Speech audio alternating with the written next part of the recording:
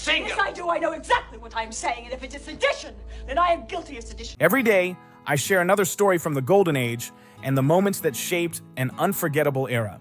If you'd like to keep these memories alive with me, hit subscribe. It costs you nothing, but it means a lot. Thank you for being here. Now let's begin. Back in the 1990s, Madeleine Stowe was everywhere, from The Last of the Mohicans to 12 Monkeys, and she had Hollywood in a tight grip. She wasn't just another face on screen, she was the kind of star people couldn't stop talking about. But right when her career was booming, she suddenly stepped out of the spotlight, leaving everyone wondering what really happened. Before we get into the twists of her rise and disappearance, let's rewind. Madeleine Stowe was born in Los Angeles, and her background was wild in the best way. Her mother came from a serious political family in Costa Rica, and one of her great-great-grandfathers, Bruno Carranza, actually served as the president of Costa Rica. That's not your everyday family story. Her father's roots stretched through Dutch, German, and English ancestry, coming in from Oregon. Growing up in Eagle Rock, a working-class neighborhood in LA, Stowe found her first love in music. At just 10 years old, she was training like a pro to become a concert pianist, grinding for hours every single day. This wasn't just a hobby, it was her whole dream. But in 1976, tragedy hit hard when her cherished instructor passed away, and the loss shattered her motivation. She slowly walked away from the piano and her life took a sudden turn, but that turn opened a whole new lane. She enrolled at the University of Southern California, diving into cinema and journalism with fresh ambition.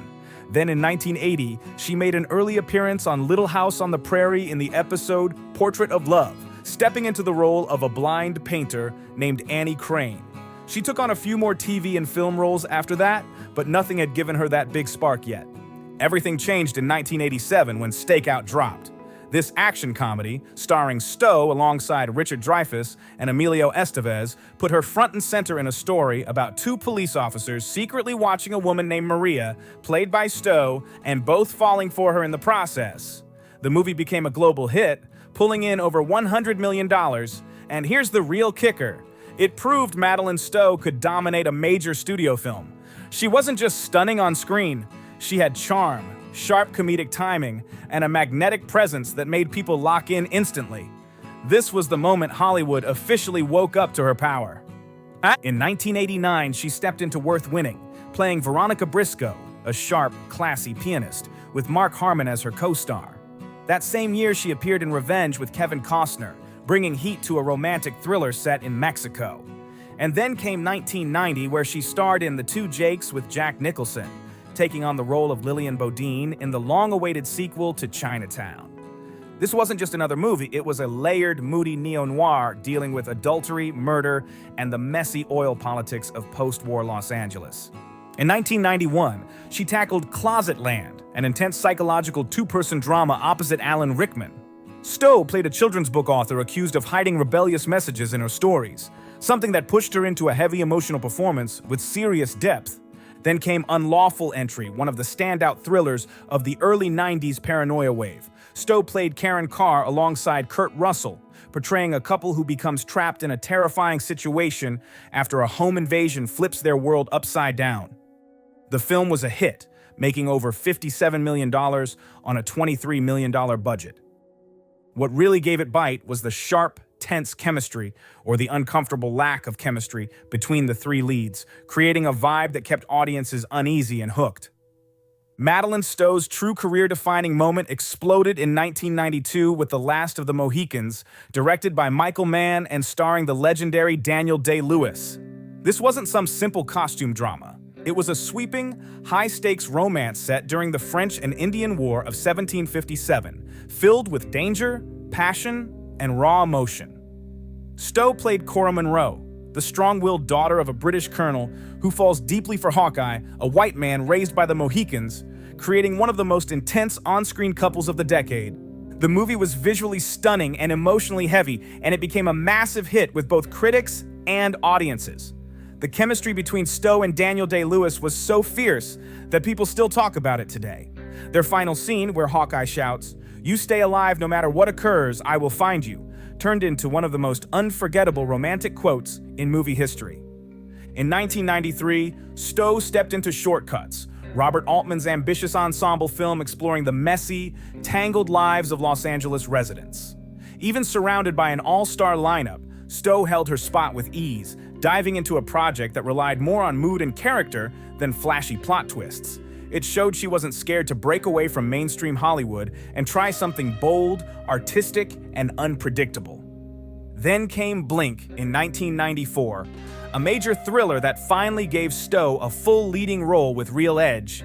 She played Emma Brody, a blind Irish folk musician who gains partial sight through a corneal transplant only to suddenly witness a murder. Director Michael Apted and co-star Aidan Quinn helped build a tense atmosphere, but Stowe's performance is what made the film stand out. Emma suffers from retroactive hallucination, meaning her mind sometimes delays what she sees until much later, a wild concept that added a whole new layer of mystery. Roger Ebert praised the film as an uncommonly good thriller and pointed out how Stowe brought a tough, independent vibe to a character who easily could have been written as scared or helpless. That same year, she starred in China Moon, a smoky neo-noir thriller where she played the classic femme fatale opposite Ed Harris and Benicio del Toro. It was a sultry, twisted story of obsession and murder set in small-town Florida, echoing the mood of Body Heat, complete with secrets, danger, and tension that never lets up. Then 1995 arrived with 12 Monkeys, the Terry Gilliam sci-fi mindbender that cemented Stowe's status as a major Hollywood force.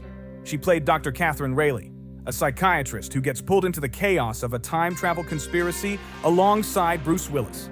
Stowe delivered a layered performance, skeptical one moment, brave the next, and emotionally shaken in between, all while keeping up with Willis and a scene-stealing Brad Pitt, who snagged an Oscar nomination for his wild role. By the mid-1990s, Madeleine Stowe wasn't just working. She was full-blown movie star material, with magazines hyping her as one of the strongest talents of the decade. In 1995, Empire magazine named her one of the 100 sexiest stars in film history, and years later, in 2012, People magazine placed her at number 5 on their Most Beautiful Woman of the World list. But while her public image sparkled, Stowe was quietly growing uneasy behind the scenes.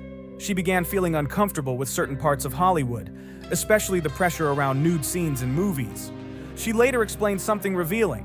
It was never the kind of situation where anybody said, "You have to do this or you won't make this film." That honesty hinted that even with fame, there were limits she didn't want crossed, and she wasn't afraid to speak up. By the late 1990s, Madeleine Stowe was still landing major roles, but behind the scenes, something was shifting, and you could feel the tension building around her career. Hollywood kept trying to box her into the same types of characters: romantic leads, emotional women in danger, or beautiful figures placed right in the center of a man's storyline. Stowe wanted more than that, and she wasn't shy about calling out how limited the roles were becoming. In 1998, she starred in The Proposition, a dramatic crime story where she played a woman trapped in a complicated marriage filled with secrets and pressure. While she delivered a strong performance, the film didn't get the attention studios hoped for, and insiders started whispering that Hollywood wasn't giving her the material she deserved anymore. Even with her talent, the industry seemed more focused on image than depth, and Stowe was starting to get tired of that game. Then came The General's Daughter in 1999, a high-profile thriller with John Travolta. Stowe played a tough investigator pulled into a military case filled with mystery and misconduct. She brought intensity and experience to the role, proving she could still dominate the screen. But the film's behind-the-scenes politics left her feeling frustrated. She began noticing how often decision-making felt controlled, and how actresses were expected to simply go along with it, something she didn't vibe with at all. As the new 2000s rolled in, Stowe stepped into Imposter, a sci-fi thriller starring Gary Sinise, and later We Were Soldiers with Mel Gibson, where she played a dedicated wife holding her family together while facing the fear of loss. While audiences respected her performances, she sensed that Hollywood was shifting toward younger faces and blockbuster-heavy formulas. The roles for experienced women suddenly shrank, and Stowe didn't want to fight for scraps when she knew her worth. Instead of clinging to the spotlight, she chose to step back on her own terms. She focused on her personal life, spending time with her husband, actor Brian Benben, and raising their family in a calmer environment far from the constant pressure of studio meetings and casting battles. She didn't disappear because she was pushed out. She walked away because the industry stopped offering stories that felt real, challenging, or respectful of her abilities. But even while she was quieter on screen, people kept bringing up her name. Fans still talked about her old films. Critics praised the depth she brought to her characters. And insiders admitted that Hollywood lost something when she stepped back. And the wild thing? Stowe was perfectly fine watching all of it from a distance, living life on her own schedule instead of Hollywood's clock. When Madeleine Stowe opened up about her feelings towards certain roles, she made it clear her mindset had changed in a big way. She once said, "No, I was always a very willing participant because it seems sort of meaningless, but it's become much more personal and it reminds me how dispensable women are."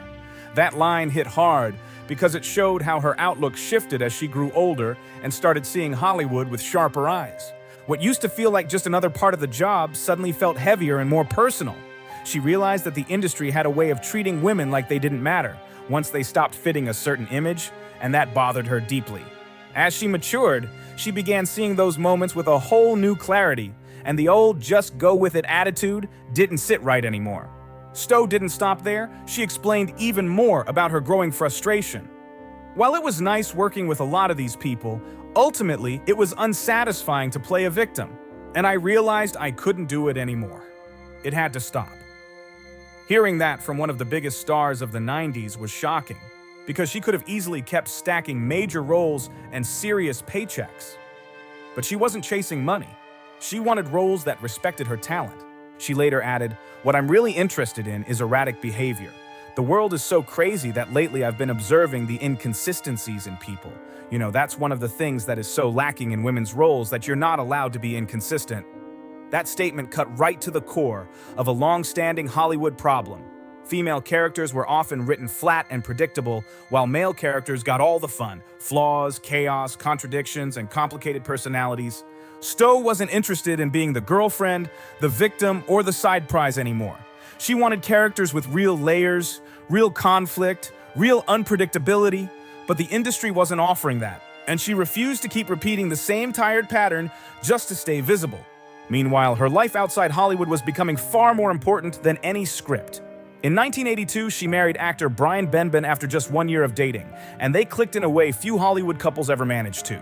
They met in 1981 on the set of the NBC miniseries The Gangster Chronicles, and somehow their bond survived decades in an industry known for fast weddings and even faster breakups. Together, they built a real life, not a Hollywood-style fantasy, running a fully operational cattle ranch outside Fredericksburg, Texas. And this wasn't some polished getaway spot or a fancy trophy property. This was a serious, working ranch that needed daily dedication, physical work, and a whole different level of responsibility. In 1996, Stowe and Brian welcomed their daughter, May Theodora Benben, in San Antonio, and motherhood completely reshaped Stowe's priorities. Hollywood never understood when someone, especially a woman, chose family over fame, but Stowe didn't care. She wasn't chasing applause, she was choosing peace. So she did something almost no major star ever does. She walked away quietly, without drama, without a tell-all, without dragging anyone. She simply stepped back after 12 Monkeys in 1996 to focus on raising her daughter and taking care of her family. When she returned in 1998, she stepped into Playing by Heart, an ensemble romantic drama packed with big names like Sean Connery, Angelina Jolie, Julianne Anderson, and Jon Stewart. Stowe played Gracie, a woman struggling through marital issues, bringing a mature, grounded presence to the movie. And then came 1999 and The General's Daughter, where she starred opposite John Travolta as Sarah Sunhill, a military investigator and former flame of his character. The movie tackled a brutal case involving the murder of a general's daughter and became a global success, pulling in almost $150 million worldwide. It proved Stowe still had the power to command the screen anytime she stepped back in front of the camera. Even with the box office success stacking up, Madeleine Stowe's on-screen appearances started dropping fast, and people didn't know what to make of it. By the early 2000s, she was choosing her projects carefully, almost like she was picking moments instead of chasing hits. In 2002, she appeared in We Were Soldiers, stepping into the role of Julie Moore after replacing Faith Hill. And while she delivered a heartfelt performance, it was clear her spirit wasn't fully tied to Hollywood anymore. Years later, she surprised everyone with her return in the revenge-themed TV series Revenge, pulling in $75,000 per episode from 2012 to 2013. It was one of the few times she accepted steady work again, and even then, It was on her own terms in a medium that let her stay closer to home rather than being swallowed by the film industry grind. It showed she was willing to work, but only in ways that didn't take her away from the life she built. The contrast in her career was wild. Back in 1994, she earned $1.5 million for Bad Girls, showing she had reached the top tier of Hollywood paychecks. She absolutely could have kept commanding big salaries and staying in the spotlight, but she went in a completely different direction, choosing something most performers never even consider: peace over pressure, authenticity over fame, and self-respect over industry expectations. Stowe understood something rare. Fame isn't worth selling pieces of yourself just to stay relevant. When you keep getting offered roles that make you feel replaceable, when you're told you can't be complex or unpredictable, and when the work starts feeling empty, she knew she had to ask herself, what's the point of staying? Her honesty pushed her to step away long before Hollywood expected her to. For over 10 years, Madeleine Stowe had been a major name at every Hollywood party, but then she did something bold. She slipped out of the spotlight quietly, without drama, without yelling about it, without chasing attention. One day, she was everywhere, and then suddenly she wasn't, simply because she realized the industry wasn't offering her anything real anymore. Maybe things are shifting now, with more room for complicated and layered roles for women. But during Stowe's era, she felt boxed in by her appearance and not taken seriously for the depth she could bring. Hollywood wanted her to play the beautiful woman, the love interest, or the fragile figure, roles that didn't reflect the fire she had inside. For the past 2 decades, she's been living a low-key life on her Texas ranch with her husband, Brian Benben, a relationship that's lasted over 40 years, which in Hollywood is almost unheard of. While the industry tells performers to stay grateful, stay hungry, and stay available, Stowe didn't buy into that pressure. She figured out what mattered to her, and she walked away from everything else with confidence. In a town built on ego, image, and nonstop ambition, the boldest move she ever made wasn't a role. It was choosing her real life over the Hollywood machine and doing it without asking anyone for permission. Drop your thoughts in the comments below, hit that like button if you felt something real, and don't forget to subscribe for more stories.